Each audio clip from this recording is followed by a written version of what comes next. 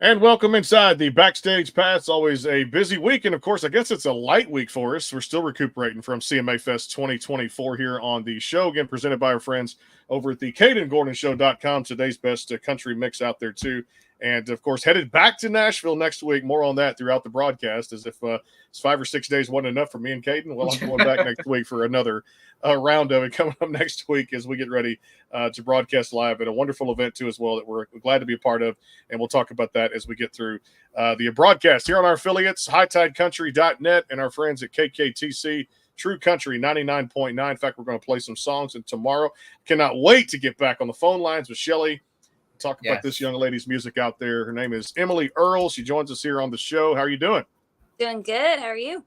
It's good. And I feel like we're gonna play some of this Time Machine stuff tomorrow. This new 3-song record that you got out there too, which is always good because we hadn't had a radio call in a week, so I'm dying to get back on the air tomorrow and get this stuff out there, which is good. So, hey, tell us a little bit about you. I know you've no stranger to the music side of things, and always busy making music out there too. And this new 3-song, I say record EP, is across all the platforms out there. I want to get to know you, kind of growing up and being surrounded with music. When did you know I'm going to take this from a hobby to doing this as a career? Oh, that's a great question. I always loved writing. Writing came first. So I was like writing long stories and then poems and short stories. But I don't know why, but I was standing at a concert. I've got some family that plays music, and I was at a festival listening to them play. And there was just this song and this moment I was listening, and I just went, without a doubt, that's what I wanted. I don't know what it was. I'd heard the music before, but I do think there's just these weird moments where you just go, wait, something happens, all the stars align, and you go, this is it. I don't know why I know, but I know this is it. So for me, it was watching a concert. Concert too.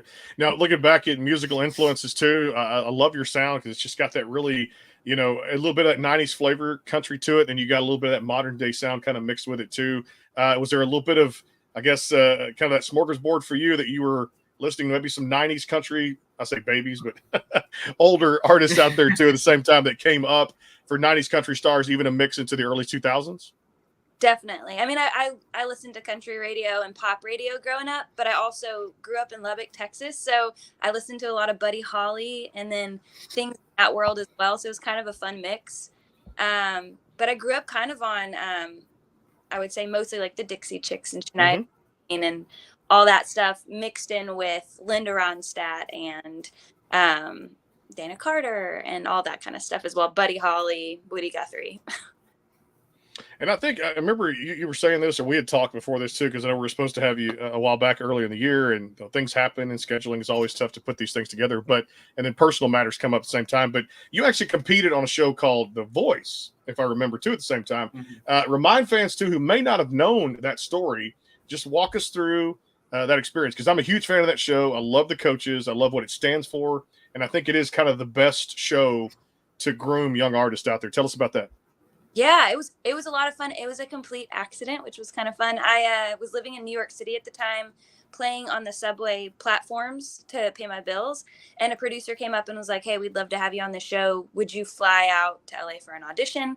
So I flew out there and auditioned, and it was back when it was the original 4 coaches. So my actually ended up being CeeLo Green, which was very random for country, but it was fun because he's a performer, and they were like, "Pick a coach that's going to be your weakest thing." And I was like, well, I feel like my weakest thing would be being more outgoing on stage. So he's absolutely outgoing. So he was kind of fun, but it was a really fun project. They like take you out to LA and you get to live out there for a while and meet really cool writers. And I mean, it's just a fun process. And then right before it aired, I moved to Nashville because they were saying, hey, this is your country and it's going to air as country. You should be where country music is out. So. Yeah, walk me through that move, because a lot of people, like you said, being from Texas down here with a lot of good Texas country, and I had to ask you that question because good friends with Randall King here on the show, not too far outside Lubbock, and you look at guys like Aaron Watson and Kevin Fowler, Stoney LaRue, Josh Ward, people that have made it, Randy Rogers Band, and so many great Texas artists. Were you influenced by some of those names? Big time, yeah. I mean, growing up, I listened to. I mean, I lived in Texas, so all the live music guys, but I listened to a lot of Aaron Watson. I was lucky when I first moved to Nashville. I got to play around with him and like listen to him up close and share the stage with him, and he was incredible. And then obviously Steve Earle and Pat Green. I'm trying to think of other Texas people I grew There's up a bunch, yeah. with. People will say Nashville's the only way to go for country, but Mm-hmm. there are people that can play Texas 5 nights in a row because fans in Texas are loyal and they're committed, and they show up. They show up for music in a way that I feel like no other state does. That's true too. When you look at that out there too, because like I said, if you're good in this state, people will let you know very quickly. And if you're on the radio and you play 30% of your shows down here, you're as good as golden to get tickets sold. The move itself, walk me through that that picture and kind of frame that a little bit. When you have to kind of pack it all up and take that leap of faith, going there to Nashville. When you first arrived, compared to where it is now, was that deer in the headlights kind of look? Were things kind of foggy? Were you nervous with the move, or you're like, you know what, I'm just going to buckle down, I've got this? I think a little bit of all of that. I've always been one of those like put your head down and just start working kind of people. And so when I first moved to town, I mean, my first day we drove into town and I drove straight to the Bluebird, and they had like their Monday night thing, and I played the Bluebird that night, and then the next morning they had auditions for the Bluebird, and so I like signed up that night and started there because I figured why not.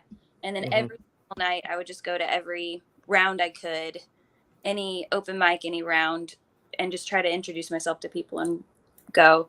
I think I like made myself too busy to be scared of it, because it did feel like starting over after having been in New York for 3 years. But my goal had always been to be in Nashville. Mm-hmm. So it sort of also felt like finally coming full circle, because when I was moved to New York, I meant to move to Nashville, and I'm in a U-Haul truck heading to with an apartment ready to go. And I get a call from an internship that I had signed up for, and they were like, we're so glad to have you. We're going to email you the address. And when I opened it up, it said New York City. So I had accidentally applied to the wrong Warner Music. So I turned around and went to New York then, but I had always meant to come to Nashville. So I would say it was a little less deer in the headlights because it just felt like where I was always sort of trying to get to. I love it too.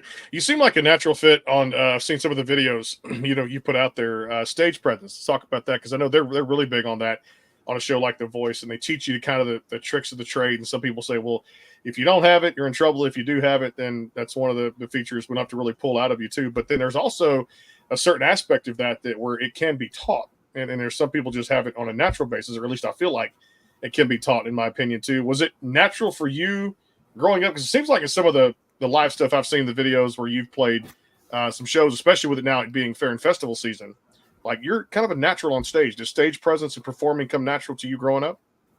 I think yes and no. I mean, I always felt comfortable on a stage. It does not mean I always looked comfortable on a stage or wasn't awkward. But I do think I really, the one thing I struggled with the most with the show was I love having my guitar. I've always performed playing an instrument, and putting that down and just singing was kind of one of those big hurdles for me to work through on that show. But I do think like the being on the stage was natural, but being on the stage without a prop, that was kind of more within practicing and a learned thing. To play the guitar before we take a time out here too, and maybe, and you know what, Caden, she might perform for us here on the show today. You just never know. I'd love to have her sing you never know. a song too. We have to go to break, have her grab a guitar if she wants to do that. We can definitely do that too. Or she might have it. Look at that, she had it right. She's already got it. But she playing well for this thing, no doubt about it. Yes. Looking back at it, what age did you kind of learn, Emily, to play that guitar? Start learning the first set of chords. Did you teach yourself, or was it kind of like looking out to some video help or some book help? How did you learn guitar? I learned guitar out of sheer stubbornness.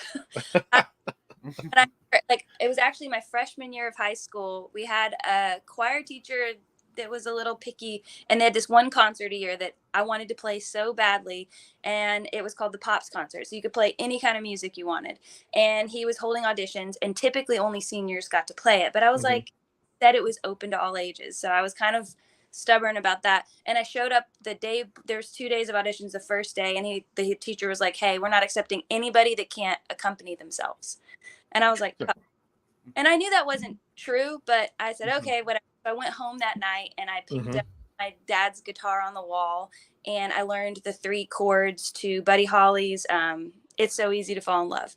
And I just figured it was 3 chords. I knew the lyrics and I stayed up all night between like Google and just basically hammering it out. I learned at least the 3 chords and I showed up the next day and he was like, hey, I told you can't audition. You have to accompany yourself. And I just held the guitar up and I was like, She's got, I've got my tool. I'm ready to go to work right there too. I got my chords and we're going to play this thing. No doubt. Again, Time Machine across all the digital streaming platforms. And that song. And of course, guys, if you want to hear a great acoustic version of it too, the recorded version is fantastic too. But we're actually going to play Cheaters tomorrow morning on KKTC True Country 99.9 because there's an acoustic version on there. It'll knock your socks off too at the same time if you're wearing socks at all too out there. We'll take a timeout, let Emily get a little bit of that guitar ready. The vocals ready. Come back here too on the show. Brandon Morrell, Caden Gordon. It is the Backstage Pass powered by the Sports Guys Podcast.com and of course out there KKTC True Country 99.9 and our friends at HighTideCountry.net. Back in a flash. More Emily Earle. It is the Backstage Pass. Stay tuned. The Caden Gordon Show is a 2-hour show playing the best in country music. So check it out at thecadengordonshow.com. Again, that is thecadengordonshow.com. Go behind the scenes with some of the biggest artists in music today with the Backstage Pass, powered by the SportsGuysPodcast.com. Join Brandon Morrell and his co-host Kirsty Krause as they talk to rising stars and legends about their music careers. Listen to their latest tracks and learn fun facts about the men and women behind the music you love. And be sure to tune into the Backstage Pass Monday through Friday from 3:30 to 6:30, powered by the SportsGuysPodcast.com. And welcome into the Backstage Pass. And, of course, tomorrow is Friday. Happy birthday if somebody's celebrating a birthday tomorrow, June 21st. And, of course, you look at it, too, as well. New music release Friday. I always love that, too, because Kate and I get, like, a bunch of press releases. And we do. New music comes out, and we go after who we want and put them right here on the brands. The CadenGordonShow.com, today's best country mix, and, of course, the Backstage Pass powered by the SportsGuysPodcast.com, as evidenced by Emily Earle being our guest today, too, on the show. And, of course, Time Machine is across all the platforms. You know, I mentioned we're going to play Cheaters tomorrow, so should we start there, Emily? Is that a good place to start? Yeah, sounds good. All right, here we go. It's all yours.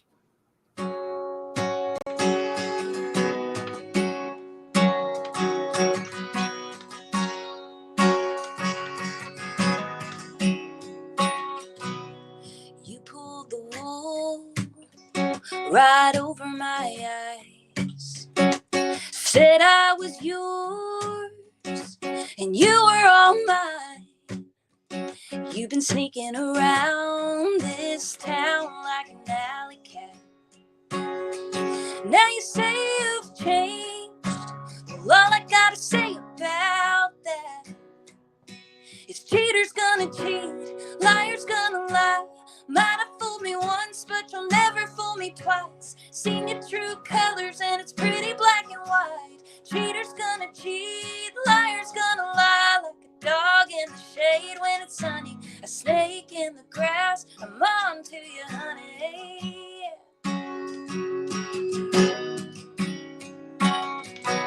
So don't waste your tears, don't waste my time.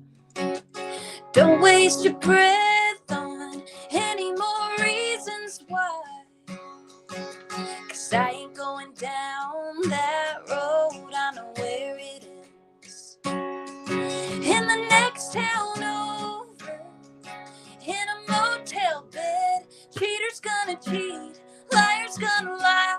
Might have fooled me once, but you'll never fool me twice. Seen your true colors and it's pretty black and white. Cheaters gonna cheat, liars gonna lie.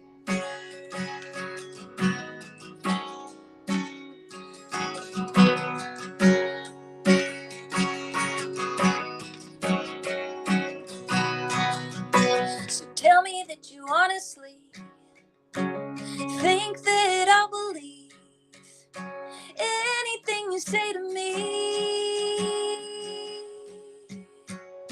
'Cause cheaters gonna cheat, liars gonna lie. Might have fooled me once, but you'll never fool me twice. Seen your true colors and it's pretty black and white. gonna cheat, liar's gonna lie.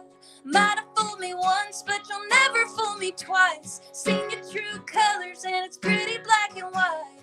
Cheater's gonna cheat, liar's gonna lie. Like a dog in the shade when it's sunny, a snake in the grass. I'm on to you, honey. On to you, honey.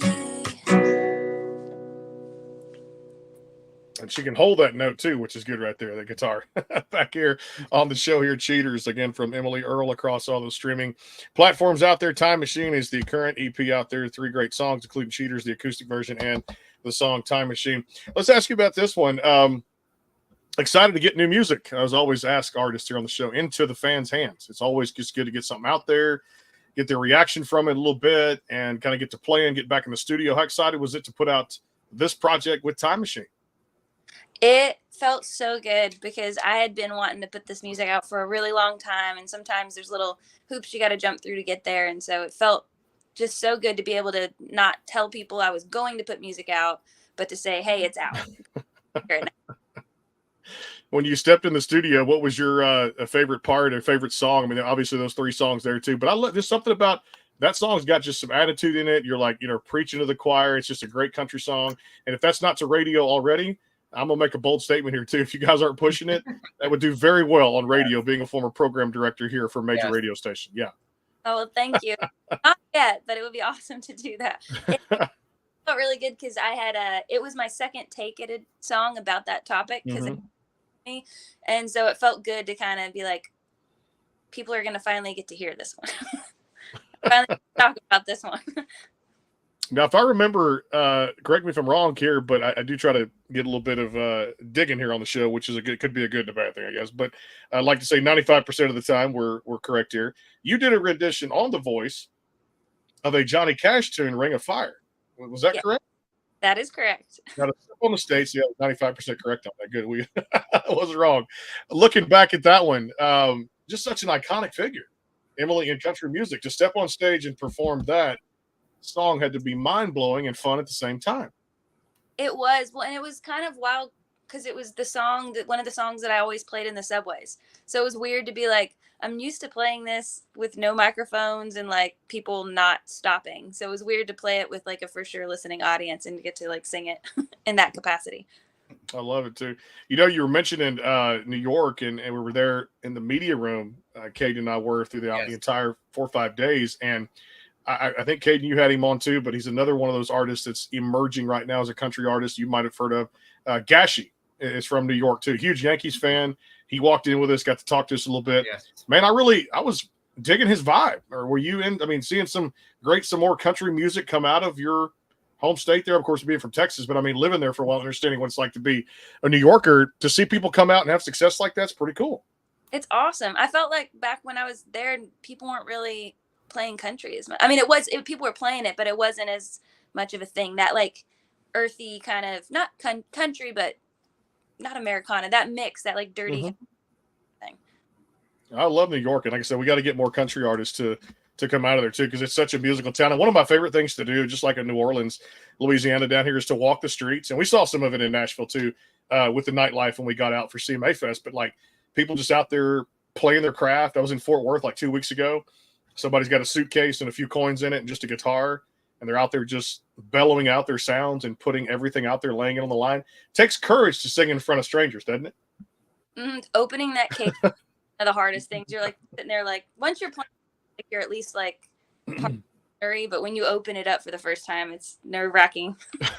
I can imagine. And then getting the feedback too. And I saw a couple of them in Nashville too, which I loved it too. It was just part of just seeing and feeling that nightlife out there. Is people just putting it on the line out there, man. Like I said, tooth and nail to make a little bit, and just appreciative of everything they got a chance to do. We're going to talk about rock stars in a little bit too. I know you got another performance. We'll take our final time out here. Get ready for that one coming up. Again, Time Machine across all the digital streaming platforms. And we're going to play a song tomorrow morning on the call-in KKTC True Country 99.9 with Shelly in the morning. Tomorrow looks like, I hope I'll miss that call, 8:30, and hopefully the power holds up tomorrow. Had a power outage last week in New Mexico. So we were on the call, about to go live. I'd said my first few words, Emily, then it was just whoop, done. So We got to get it on tomorrow and make sure the song gets on the air for you on KKTC out of New Mexico and up into Pueblo, Colorado. We'll take our final timeout. More with Emily Earle. It is the Backstage Pass, KKTC True Country 99.9, and our friends at HighTideCountry.net. Stay tuned. A lot more coming up. The Caden Gordon Show, today's best country mix, is a 2-hour show playing independent and mainstream country music you know and love. Be sure to check it out at thecadengordonshow.com for more information on the show. Go behind the scenes with some of the biggest artists in music today with the Backstage Pass, powered by the SportsGuysPodcast.com. Join Brandon Morrill and his co-host Kirsty Krause as they talk to rising stars and legends about their music careers. Listen to their latest tracks and learn fun facts about the men and women behind the music you love. And be sure to tune into the Backstage Pass Monday through Friday from 3:30 to 6:30, powered by the SportsGuysPodcast.com. And welcome into the Backstage Pass. And back here with Emily Earle on the show. Tomorrow we'll do a little matinee and kind of wrap up the week. Nate Barnes, a great artist out there too as well. Nate Barnes coming here on the show, 11 o'clock Central Standard Time. Then Monday we go all the way to Australia, which will be Monday for us, Tuesday morning for all the Aussies over there. She's kicking ass and taking names. I'm going to tell you right now, I talked to her today. Haley Jensen here on the Backstage Pass. If you have not heard of Haley Jensen on radio, you're about to too as well with their new single that just came out, which is pretty badass out there too. Again, Haley Jensen, 5 o'clock on Monday Central Time, which will be 8 o'clock on the 25th that morning over in Australia. See, we're just worldwide, Emily. We just cover all the grounds of all the great artists out there, too, not just Nashville and Texas, but all the continental United States. And, of course, since we're played all over worldwide, we might as well cover great artists like yourself worldwide here on the show. Again, tomorrow morning, call with Shelly at 8:30 on KKTC, or you can listen on the LMNOC streaming app out there, too, which is available for all your streaming purposes, and check out some of Emily's music we're going to play tomorrow. And we'll probably do a double shot, have some Nate Barnes. His new single comes out tomorrow, June the 21st. Well, I know you got another one for us, and I guess, could it be Time Machine? It sure can. Just took a wild guess there. I was like, you know what? She could do that one, or Rock Stars, or a cover, and she still sounds great, no doubt. It's all yours. Take it away. Awesome.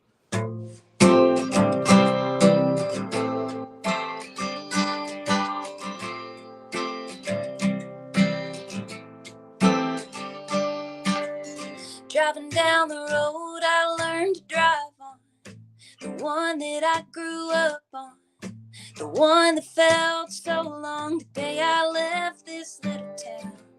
I don't even have to drive by to know that those field lights are lighting up this Friday night in that home team crowd, just like they used to. This town is a time machine. Turn a corner and I'm 17, getting lost in memories on these familiar streets. It's like everything I felt back then was waiting for me to show up again, standing still right there where I left it. It doesn't matter how long you leave or what happens in between. This town is a time machine. The bars on Main still close down at midnight, and there's still just one stoplight between your house and mine. It still makes me think of you. I've changed a lot in 10 years, but nothing feels different here. This town is a time machine. Turn a corner and I'm 17, getting lost in memories on these familiar streets. It's like everything I felt back then was waiting for me to show up again, standing still right there where I left it. It doesn't matter how long you leave or what happens in between. This town is a time machine.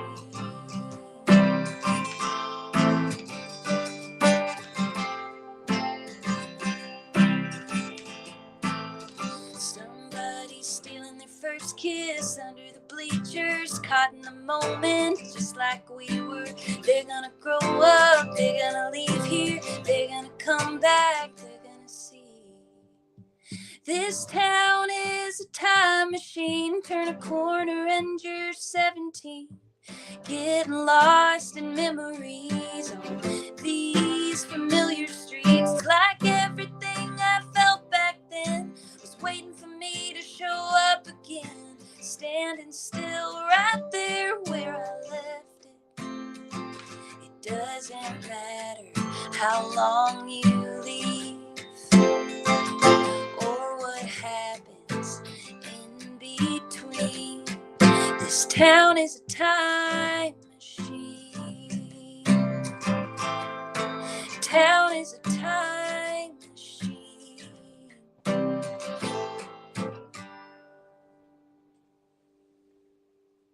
There's nothing like it. Storytelling is country music, and she does it so well out there too. I cannot wait to see what's next over these next few months. I know she's probably been in the studio. She just put this 3 songs out May 17th, The Cheaters and the Time Machine EP, an acoustic version of it. And I got to ask you about that because we're not trying to get an exclusive here, but I know you guys are working on more stuff after just what you rolled out May 17th. There's got to be more stuff down the pipeline too, right? Correct. We've got a couple more coming out to round this project out. All right, looking forward to that too. Like I said, I know it's can't let the cat out of the bag yet, but I tell you what, she's on fire with this, and I love the fact that you love it too because I could tell in Time Machine. I just think about Texas being from a small town, just like you said near Lubbock too. The song really describes what you're saying right there lyrically, and it just feels like a small town hometown song. It's 100% what it was. It was one of those like missing home, writing about it songs. Mm-hmm. Which is so good out there too. And like I said, I'd love for you to just come back for Lubbock. So you're on like a week tour down here too. And she hit up 3 or 4 places, which is good down here. I need to. You need to. Caden, what you got?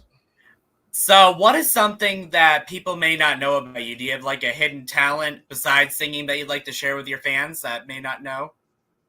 A hidden talent. Yes. Trying to think. I mean, I love to bake. Okay. Right. Okay, there you go. What are some of your favorite things to bake now? Okay, my favorite things would be pies. I love sourdough bread. I know that's cliche, but Okay, there you go. Homemade pasta. My family's Italian. Okay, yes. Cavatellis and a lot of homemade noodles. That's not baking, I guess, but it feels like. Hey, pasta, no matter what you throw in there, linguine, rigatoni, angel hair, it does not matter. Boiling water, and I can eat pasta plain. That's how good. Like I throw me a little bit of that salt and kind of some pepper in it with a little bit of maybe a shot of butter or something. Make those butter garlic noodles and go to town with pasta, man. That's good stuff. If you use the pasta water, it kind of tastes like cheese water. If you just it does pasta water. Now I know what I may be having for dinner tonight too, as well, which is good. There. Yeah, Some Italian food with some sour, and that's one of my favorite. Not that I need it anymore, but yeah, sourdough bread is really good too. Now I get the chance to dive into that because you talked about the food category, what you love baking. We do a little thing with rapid fire here too, so those hobbies out there are really cool. Any other hobbies you enjoy doing when not doing music? I love riding my bike. I love bike riding, kind of hiking, big hiker. Trying to think. That's most of it. Mostly it's outdoor stuff. I love being outside. I love hiking. I love biking. I love exploring. Have you done any of the big national or state parks around Tennessee or just kind of other parts of the country? Like I did Yellowstone probably almost 10 years ago, which was a long hike in and hike out, and saw the Geyser Old Faithful and just enjoyed that so much. Really had a good time. And of course, I've done some other state parks and of course the national parks out there. Do you enjoy doing stuff like that? I do. I have not gotten to see Yellowstone. That's on my bucket list. I've done like, a lot in the Smokies and I think it's Mount LeConte out here, but I've hiked in Colorado Springs. So I've done, that's been my only 14er that I've been able to do, but I've done that one. I haven't gotten to a lot of state parks. I want to do more. It's more just been, when I lived in Colorado, my family's out there. So we did a lot of just mountain hiking. Love it too. All right. If you weren't a working musician, what other career path would you have taken? Oh, I'm not positive, but I'm trying to think. I debated law school, and when I went to go get my college degree, I almost got music business so that I could go to law school as a backup. I like that. See, that's Okay. what in the same path I almost went to become a lawyer. And I think it was just a lot of like movies that did it for me, like just the old Pelican Brief and anything John Grisham wrote. I'd read books because I was a huge fan of that growing up there too, and just enjoyed watching some of those great movies that were put out back in the '90s, early 2000s. So I wasn't a radio show host or something like that. I would have gone to law school. That's just something I would have done. No doubt, no doubt about it. And I love On things like yeah. how do you make the law work in this way? Yeah, which is interesting, no doubt, and how the law kind of comes and goes with us, and we all have to follow. Nobody's above the law when it comes down to it. But the trials, I think, getting in a courtroom was something I got to see from a young age, and I got to actually go. One of the cool highlights, I went to Washington D.C. to visit a friend of mine who had worked in some capacity of the government. Anyway, he pulled some strings. He actually got us into the Capitol building in D.C. and we actually got to sit and watch a trial. And so that was mind-blowing in itself to watch all how Congress works, how the Senate and the House work, and kind of go through some of that too, just to sit up there like the top of it. And I think it was a security guard at the time. So it just you ever get to do that just from a law standpoint, no matter if you still want it or you don't, it's just pretty cool to kind of go in there and just watch how those great people do what they do best too. Favorite spots to eat in Nashville when you like to go out and enjoy some of the nightlife? Where do you like to go? Ooh, I love going to. There's a cocktail bar called Attaboy that I like. Mm-hmm. I love. I'm trying to think. Hawkers is like it's Okay. a Asian kind of food place. Santa's Pub is if I like see bad karaoke and drink bad. I just think that place is hilarious. It's a trailer with like Santa Claus spray painted on it, and a guy shows up. It looks like he bought the beer from Kroger and selling it.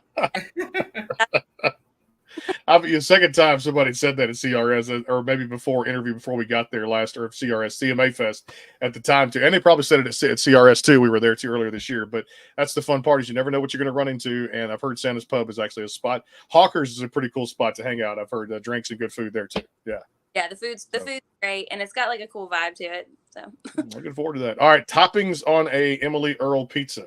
What goes on it? So boring. I want lots of cheese, and then meatballs.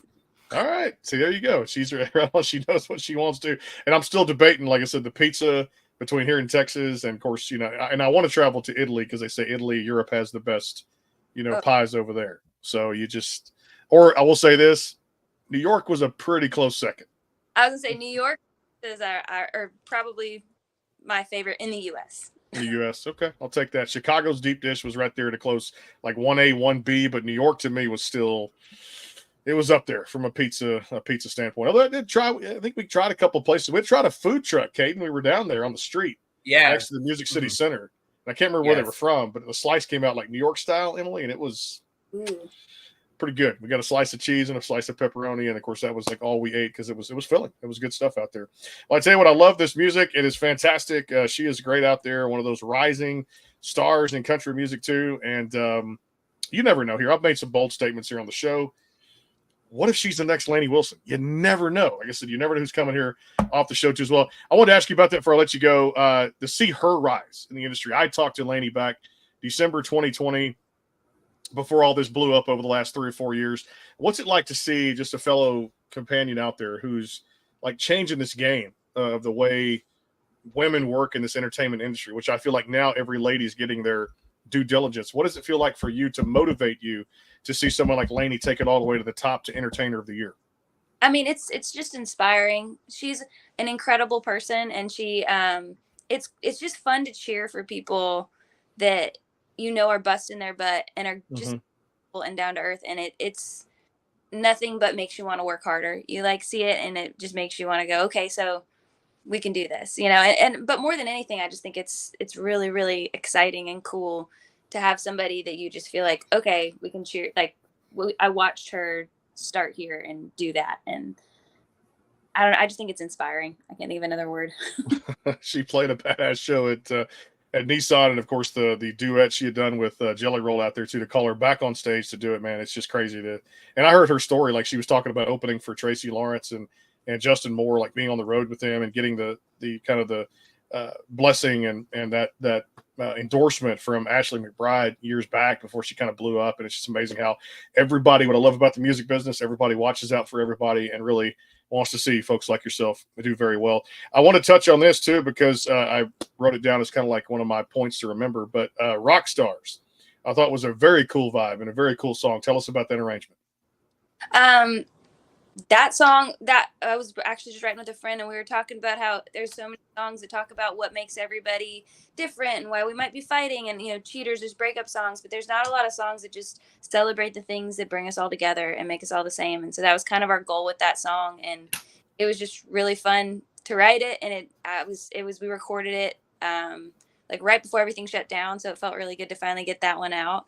And recording it was awesome because it was one of those, like, the band played it a couple times through in the studio and it just worked. So it was just one of those magic songs for me that I really enjoyed doing. It's good stuff, no doubt. And I can't wait to see what's next as we pivot into July and August and September and move forward. And we're going to have you back here on the show. I'll be back in Nashville coming up next week, a big broadcast coming up there too with Keith Whitley. We're going to do a Keith Whitley Memorial Show coming up on the 29th of June with Craig Campbell and Daryl Worley and Jesse Keith Whitley and Craig Wayne Boyd, Allie Colleen, and Grace West, Wade Jennings. A whole lot of great headliners will be at that show. It's going to be at the Patron Event Center in Goodlettsville, Tennessee. Doors are open at 6 o'clock. We'll put up a post later on tonight where you guys can scan a QR code, get some tickets out there too. But it'll be a nice, cool thing always just to honor one of the greats in country music there for Keith Whitley. And there's also a celebrity golf tournament next Friday we'll be a part of with Shotgun at 9 a.m. And I believe that's going to be at the 12 Stones Crossing Golf Club. That's also in Goodlettsville, Tennessee out there. So be on the lookout for that. A lot of celebrities playing in this. One of our good friends, George Dukas, will actually be at the show coming up next week at the golf tournament and at the Keith Whitley Memorial Show. Yours truly, Alan Price, will be broadcasting there. And you never know, Caden, he might pop in. Just when he does here on the Backstage Pass. Time Machine across all those streaming platforms out there. And I cannot wait to see what's next from this young superstar, Emily Earle, here on the Backstage Pass. Emily, we appreciate you. Looking forward to more good things happening. God bless. Appreciate you being with us. Thanks for having me. You got it. Emily Earle here on the Backstage Pass. We're back tomorrow. Matinee Show. Nate Barnes coming by here to share the latest of his singing and his singles out there across all the DSPs. Make sure you go check out the artists at their websites and give them a like on social media too as well. We'll back tomorrow, 11 a.m. Central Time. That's, I guess, a few of those matinee shows coming up as we get into July. And definitely keep the pressure on as we're in Nashville, Tennessee coming up next week. And, of course, again, happy birthday to my sister tomorrow. She turns another year older, too, which is great out there, too, tomorrow. June 21st and new music release Friday. If you're celebrating a birthday, happy birthday to everybody out there. We'll see you guys back tomorrow with Nate Barnes.